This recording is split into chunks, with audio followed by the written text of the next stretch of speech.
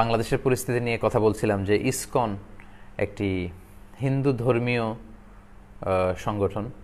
দেখলাম যে চট্টগ্রামে কিছু ছোট্ট ছোট্ট কোমলমতি শিশুদেরকে ফুড ফর লাইফ একটি প্রোগ্রাম, ওদের Rathyatra, international society for Krishna consciousness হচ্ছে ওদের ইলাবোরেশন পুরো সংগঠনের। তো তারা ওই রথযাত্রার প্রসাদ খাইয়ে ছোট ছোট শিশুদেরকে দেখলাম যে হরে কৃষ্ণ হরে রাম এগুলো পড়াচ্ছে। তো এটা খুবই দুঃখজনক এবং খুবই অ্যালার্মিং আমাদের জন্য। এই ব্যাপারে অনেক ধরনের তথ্য আমরা পেয়েছি।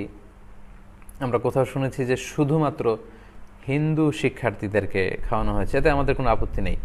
কিন্তু আমরা ছবিতে এবং কিছু ভিডিওতে দেখেছি মুসলিম শিক্ষার্থীদের মধ্যেও এই প্রসাদ বিতরণ করা হয়েছে, যেহেতু তাদের কল্পিত দেবদেবীর নাম বলে এই প্রসাদগুলোকে ডেডিকেট করা হয়। এবং হরে কৃষ্ণ হরে রাম বলে খাওয়া কোনো মুসলমানের জন্য এটা বৈধ হতে পারে না, কারণ আমরা বিসমিল্লাহ বলে খাবার শুরু করি।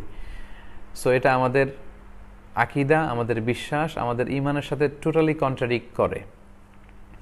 তো যদি সত্যিই কোনো মুসলমান শিশু সন্তানকে, কোমলমতি শিশুদেরকে তারা ছলে বলে কৌশলের আশ্রয় নিয়ে এটা করে থাকে, এটা খুবই খারাপ একটি ন্যাক্কারজনক কাজ করেছে। আমরা এটার তীব্র প্রতিবাদ জানাই এবং আশ্চর্য হচ্ছি যে কোনো মুসলিম ছাত্রছাত্রী যদি এটা গ্রহণ করে থাকে তাহলে একটি মুসলিম শিক্ষা প্রতিষ্ঠানে এটা কিভাবে সম্ভব? সেখানকার প্রিন্সিপাল, সেখানকার গভর্নিং বোর্ডের মেম্বারদের অনুমতি ছাড়া কিভাবে এই কাজটি আঞ্জাম দেওয়া হয়েছে? আমি চাইব যে সচেতন মুসলিম যারা আছেন আপনারা প্রতিবাদ করবেন যদি এটি নিশ্চিত হয়ে থাকে। আমি শুনেছি এটা আদালত পর্যন্ত গড়িয়েছে এবং বিজ্ঞ আদালত অবশ্যই এই ব্যাপারে খুব সুচিন্তিত রায় দিবে, যাতে করে আমাদের ঈমান, আকীদা, আমাদের বিশ্বাস, আমাদের ধর্মীয় চেতনার ভেতরে যাতে কোনো ধরনের আঘাত না আসে।